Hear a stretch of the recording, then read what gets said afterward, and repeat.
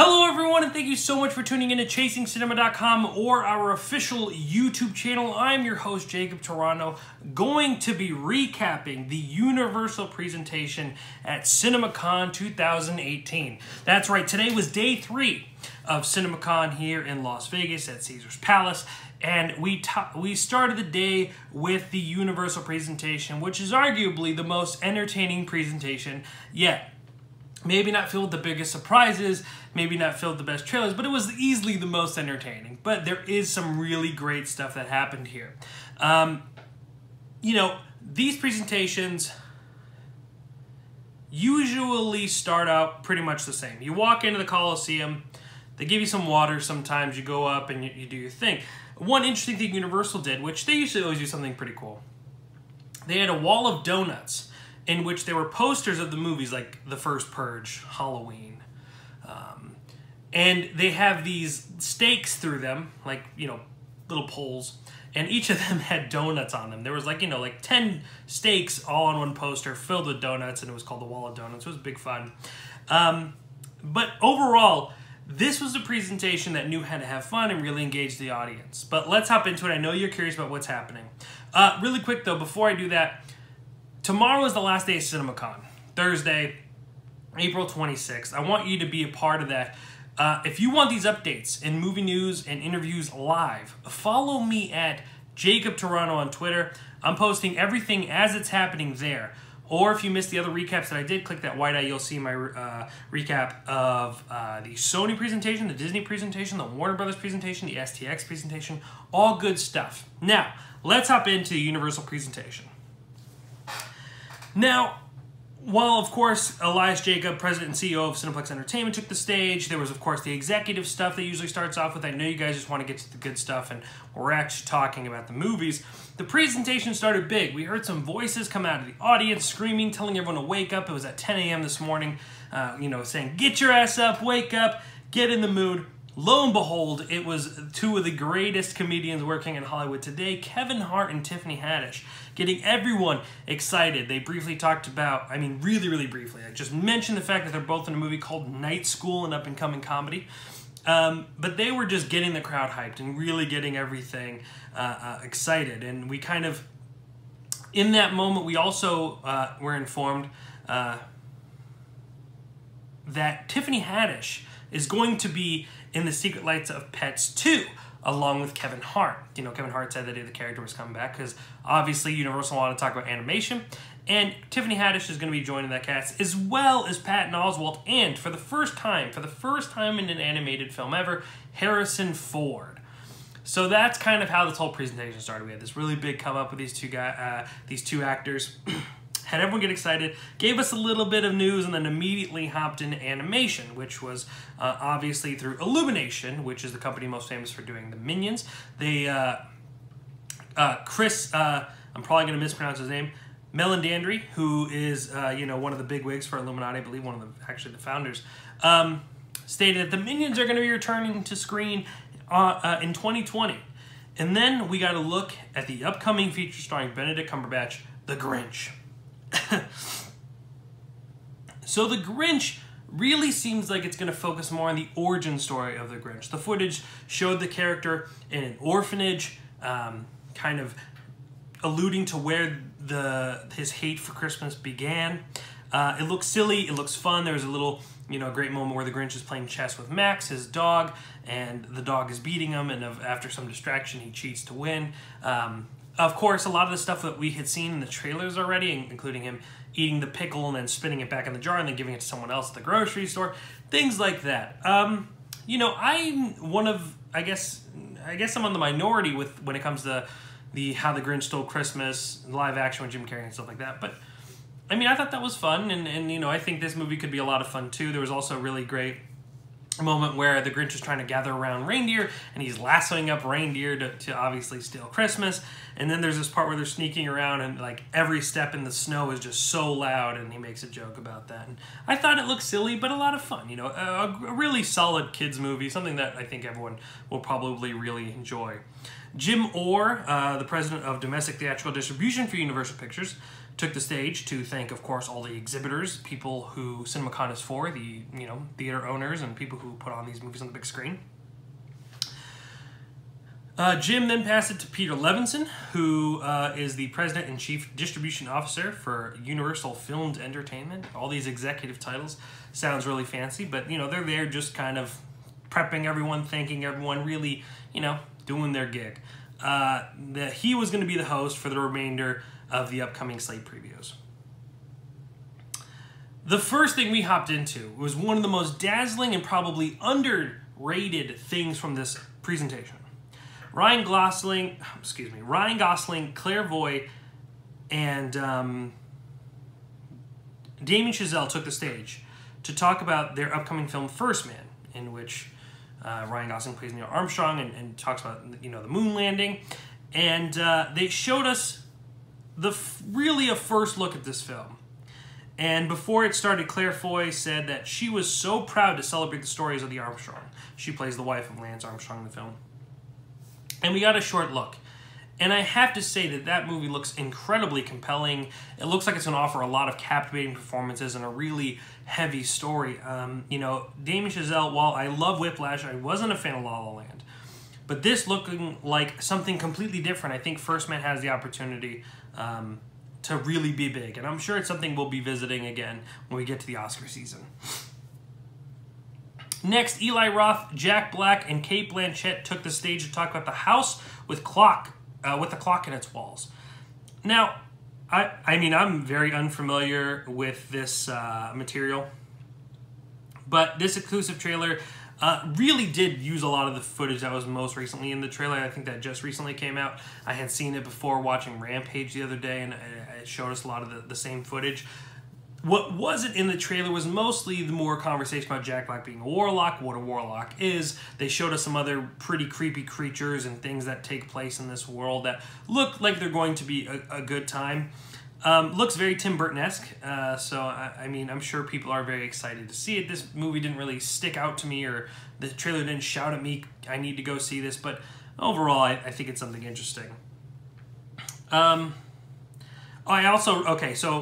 reading off my tweets to kind of remember my notes. I went back to first, because these things happen so fast, and we have a person come out, talk, and as I'm trying to report this to you guys on Twitter, they say, oh, here's the footage, we have to put our phones down and wait for the footage is over to come back and kind of report. So I went back to First Man, and I wrote, it's set to open in October, looks truly magnificent, and Gosling team with Chazelle might be a really mind-blowing collaboration. I think they're both incredibly talented, obviously, and I have a lot of hopes for that movie, so. Jason Blum then took the stage to talk about some horror movies. The first thing that we talked about was the first Purge. The fourth installment in the Purge franchise, which has obviously done extremely well financially. This one obviously being a prequel and talking about the origin of the Purge. We had Blum introduced Jared McMurray, who directed the film, come out, and he didn't. I can't really remember what he said. I mean, he was obviously kind of giving us a plot synopsis of the story, but he felt very stilted and focused and reading from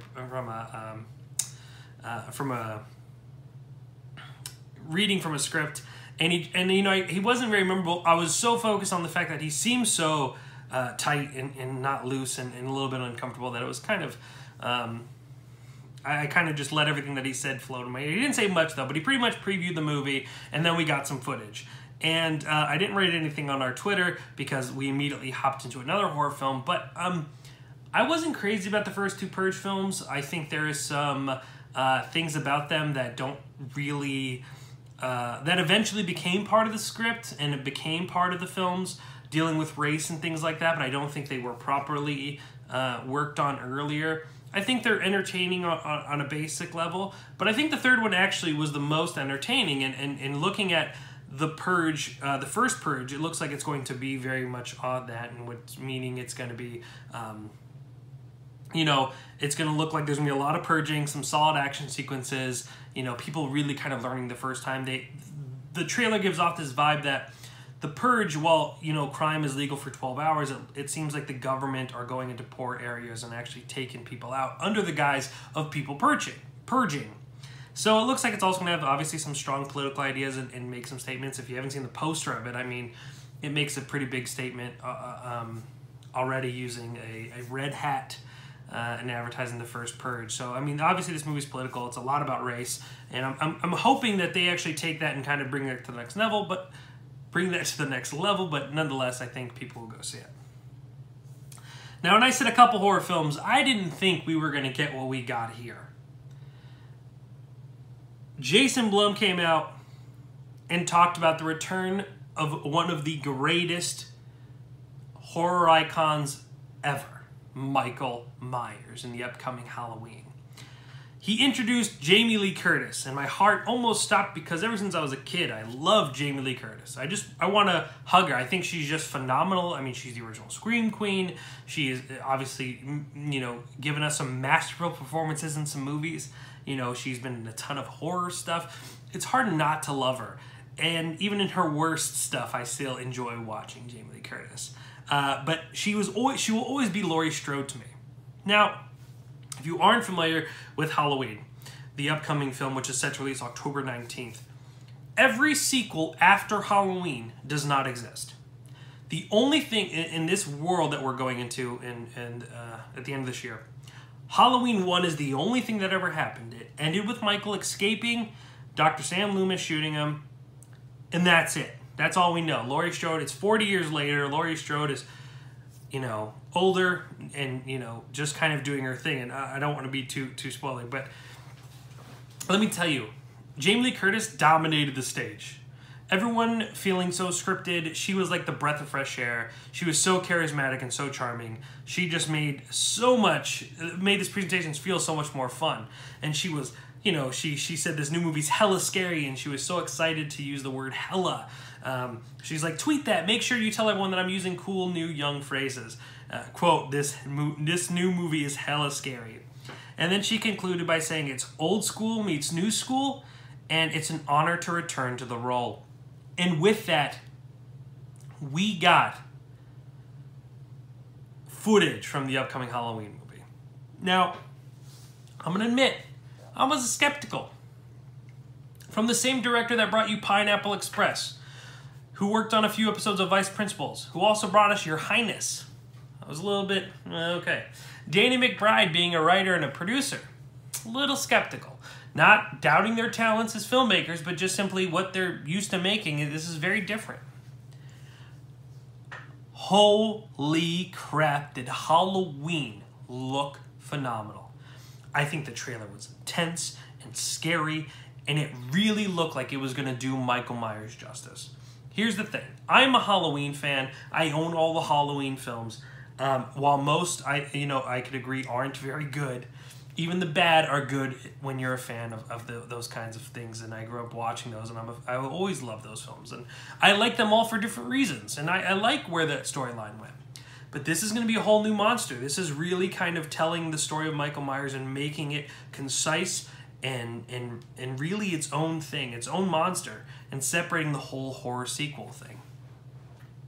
So, the trailer, or the sizzle reel that they showed, had someone presenting the mask to Michael in what looked like this psych ward where people were chained to the floor on like this outside patio. They were talking about the mask, and it was 40 years later. We see Laurie Strode, who's practicing shooting a mannequin. At one point, she says, you know, I'm really glad Michael didn't die that night. And someone, I don't know if anyone asks her why or something like that, but she goes, because I want to be the one that kills him myself. This Laurie Strode is not someone who looks timid and fearful. She has her house booby-trapped. She has... They show us a scene in her house where she has this counter move that takes her into this basement.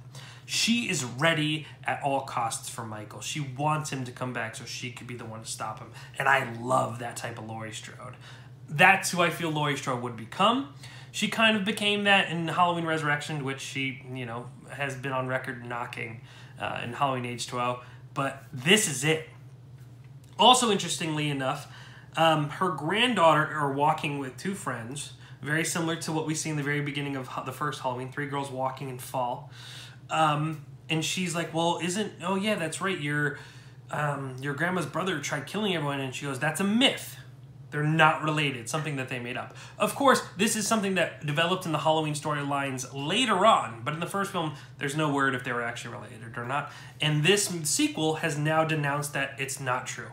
They were not siblings. They are simply people who are brought together by some vicious murders of Michael Myers. There was some vicious stuff in which we saw someone dead in this car shop. There was a woman in a stall, and he's banging on the stall. We assume it's Michael. And she's all terrified. She goes, someone's in here. Not Laurie Strode, some girl. And he throws all these bloody teeth on the floor, and she starts screaming. We see him put on the mask for the first time. And I mean, I got chills. I got goosebumps talking about it now. It just looks so good. And I really hope this trailer doesn't do me a disservice. And I really hope that this movie does everything it can to justify this franchise. I mean, I'm waiting for a great horror Halloween sequel, and I think this could be it.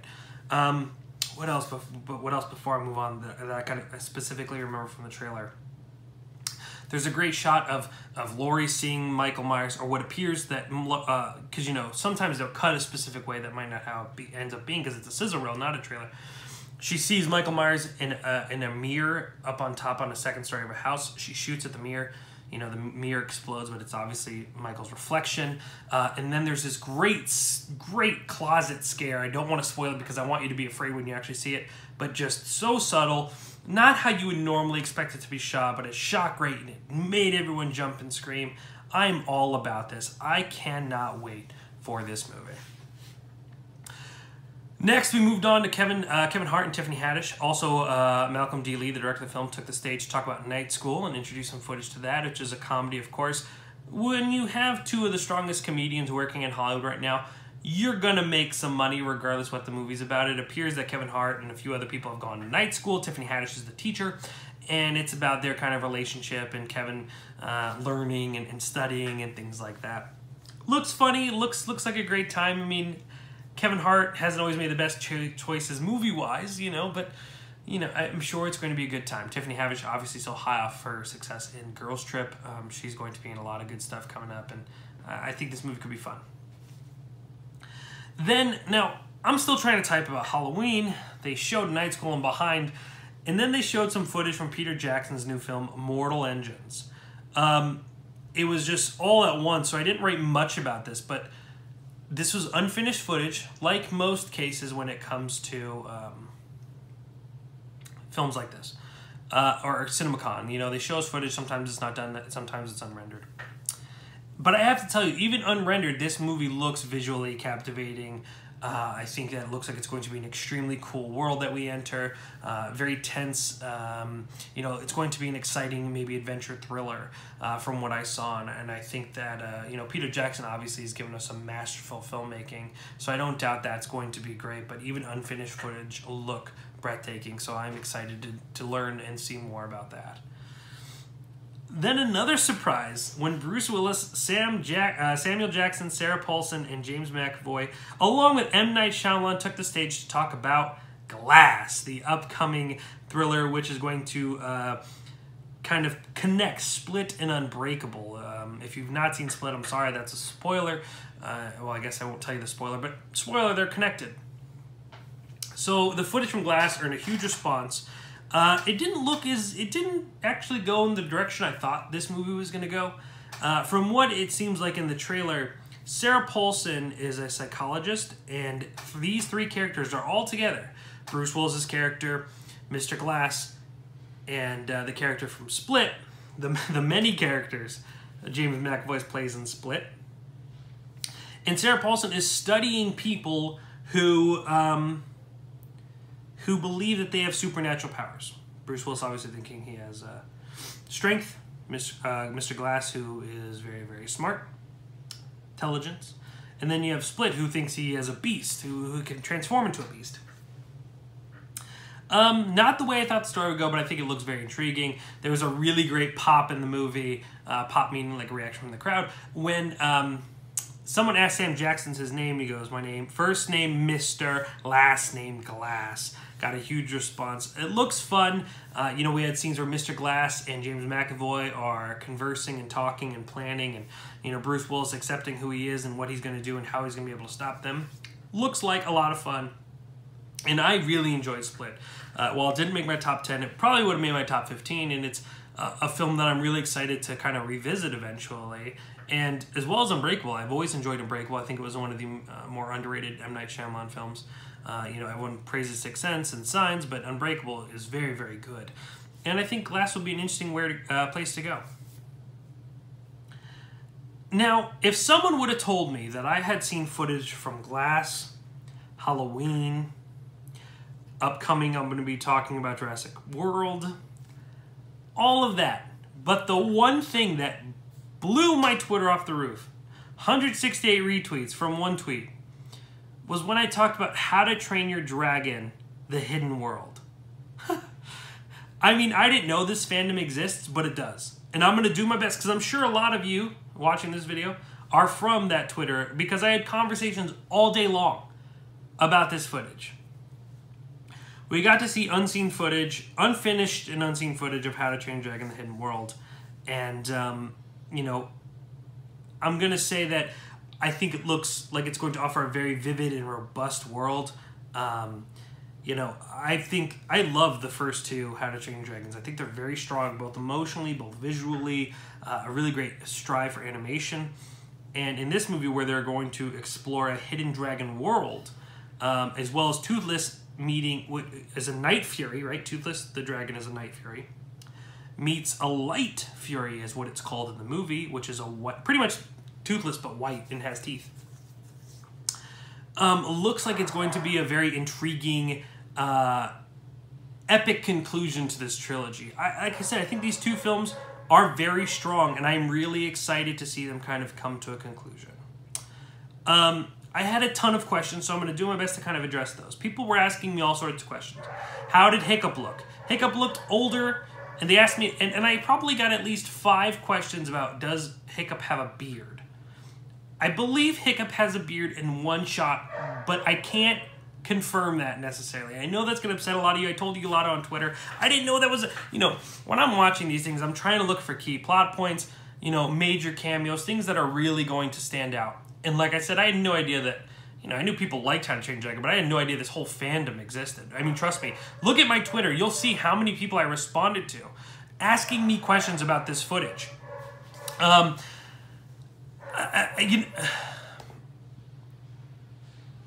what I remember, there was maybe a beard in the very beginning. People were asking me all sorts of, what does Hiccup look like? I wrote that he looks like a bit older, in his mid to late 20s. I said, you know, I'm mainly focused on the dragons and the world that they're building. I wasn't really thinking about that. A lot of people were asking me for footage and folders and when would this footage be released. Guys, they don't tell us when this is going to be released. It's not a priority for them. They just want to show us they want to show the exhibitors. We're just there to post and share this information. They want to show them what's coming to their theaters. They're not worried about when the public's going to see that. But it is quite rare that they show us something complete and not release it, you know, hours later. But because a lot of this footage was incomplete and still managed to look damn good, we probably won't be seeing this footage for a while. They asked me if Astrid was in the trailer. I said yes. You know, people were asking me, I mean, people wanted to know some pretty intense stuff, and I appreciate everyone reaching out. Everyone was super nice. Everyone said thank you and, you know, wrote many nice things about me being able to answer all their questions, you know, and I appreciate that. I love the conversation. Like I said, I had a great time kind of looking into this lore. Go on to my Twitter if you want to know more stuff that I wrote about. I'm just making sure that I covered a lot of the stuff here. They asked if there was a wedding or a baby. I don't believe so. They were asking me if some side characters were in there. There were some shots of all the other male characters in the movie, or the Vikings in the movie, and it wasn't really finished, and I couldn't identify anyone really quickly. I mean, guys, you know, we see this footage. I'm trying to report. We're constantly looking up and down at the screen onto our phones, reporting what we're seeing and telling you guys the meat of what happened. But it seems like everybody always wants to know the sizzle. You know, like if he had a beard, if he had a baby, and those are things that could have happened and I just might not have noticed.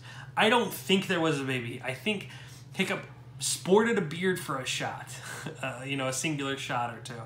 But I'm telling you, the imagery of this hidden dragon world looked unbelievable, beautiful. The idea that they, you you know, one of the main points of the presentation when it came to How to Train Your Dragon 3 was, this is a movie you need to see in theaters. It's going to be unlike anything you've ever seen from an animation, you know, visual standpoint. And I've loved, I mean, if you've not read my review for How to Train Your Dragon 2, go read it. Go to chasingcinema.com, How to Train Your Dragon 2, and just see how much I love that movie and appreciated the visuals. And if they could do that again, I'm all for it. You know, Astrid's in there. She looked older and mature. I'm trying to think of all the questions. But I know there are other people who want to hear more, probably want to hear about Jurassic World and other things. But let me tell you, everything in that moment of footage, maybe, well, it was a bit longer. It's probably like an extended trailer, a little bit longer than what you'll get probably originally, which is the teaser and then later the trailer. I mean, we got a lot of great footage, and it looked like we're going to be getting a lot of great creatures with a bunch of different textures. I think the arc of the character of Hiccup has been really great, really moving, and I'm sure it's going to continue that way. If you guys have any questions about anything that I've been reported, write them down here below in the comment section, or of course tweet me, and I'll do my best to answer them for you. I feel like I'm going to let these people down who I kept telling, I'll tell you everything you want to know, you know, on the video recap, but I pretty much tweeted everything that I did know. Unseen footage. So basically, you know, this whole dragon world, and at one point the characters have to go hide, and he tells them all the dragons need to go and hide, and, you know, I'm telling you, just be patient. You're going to see some great stuff. Head on over to my Twitter, again, to make sure you get all your stuff. If you have questions, go ahead and ask them. I'll do my best to answer them. Some of them are way too detailed for things for me to remember, and I'm not going to confirm something that I'm not sure, but I'll do my best. And to all of you that tweeted me and wrote me and retweeted my stuff, I really do greatly appreciate it. Thank you. Quickly moving on, because I know we're getting into a long territory. Our final 3 films. We looked at The Rock came on via video message because he just had a baby girl. And he talked about Skyscraper and how much fun it was working on that film. We got to see an extended look at that. And let me tell you, that movie looks like such a blast. I mean, you got Dwayne Johnson kicking ass. You got like this crazy outlandish action plot, which I think everyone enjoys. You know, a little bit of Towering Inferno, a little bit of Die Hard. You know, movies that people really, really enjoy. It looks like there's some really wild stunts. Looks like there's going to be some great moments. I hear Naomi Campbell is even really good in the film. You know, I mean, we hear these rumblings, but I'm telling you, that movie just looks like it's going to be a great time in the theater. Okay. Next, we move on to Jurassic World Fallen Kingdom. Bryce Dallas Howard and Chris Pratt took the stage and informed us that Fallen Kingdom takes place 4 years after Jurassic World, and we got to see the longest look at the film yet. That included the beginning of the film and some action beats later on in the film. It began with some footage of some people exploring underwater in one of those like yellow round ships, like kind of what Jim Cameron goes into when he's looking at the Titanic. I don't know what they're called. It's probably more like updated version anyway. And they're looking for dinosaur fossils at the bottom of the ocean. They find some, and then lo and behold, an eye pops out, you know, and they go offline. You know, and then all of a sudden we cut to a man running from the T-Rex himself, herself. I believe it's a girl, right? I'm probably gonna get yelled at for that by you guys, but that's okay. I love you guys anyway. You know, running from this T-Rex, and he's trying to climb this ladder on this helicopter. A very, very tense moment. I won't spoil what happens, but a very, very tense beginning. And then we got thrown into more story where we find out that people are selling these dinosaurs. They're taking it from the island and selling them. They're trying to make more expanded breeds of creatures, I believe using Blue, the main raptor that Chris Pratt trained, and his whole reason of going back to Jurassic World is to find Blue. And with that, genetics made the most dangerous dinosaur of all time. And it's kind of about them having to deal with that and going through these issues. There's this great scene where the raptor is kind of coming in through this bedroom window and terrifying this girl. I'm assuming it's going to be a dream because it was almost like too horror movie-esque to be real. But a lot of stuff like that, a lot of great action. I enjoyed Jurassic World. I didn't love it, but I thought it was quite good. And I think The Fallen Kingdom is going to be a lot of fun. Then we got some footage from Mamma Mia, Here We Go Again, which I was not a fan of Mamma Mia. Most people I've talked to are not fans of Mamma Mia. And the footage looked not that great. it kind of ended with a little bit of a disappointment there with that footage. You know, we had Cher singing, we had everyone, the whole cast singing, and I don't know, I just couldn't connect to the footage, and I was kind of like thinking about Halloween entry, all these movies that we just saw, and we're ending on this. But then Universal closed out in incredible fashion by having Cher, who's in Mamma Mia, Here We Go Again, perform. Cher took the stage and sang Fernando, had balloons come down, really knew how to kind of end the presentation strong. A lot of fun. All right, guys, that's the recap for the Universal presentation. As you can tell, my voice is gone. Again, follow me on Twitter tomorrow. I still have a few more presentations. I'm going to be live tweeting them if you want updates, interviews, all that stuff. Follow me on Twitter. Hit that white eye, see all the other presentations. Again, any questions, tweet me or write them down below. I'll do my best to answer them and let you know what I think or what I saw. Guys, always appreciate the support. Go to chasingcinema.com, see all of our reviews and all of the other fun stuff that we do. My name is Jacob Tiranno, and please continue chasing cinema.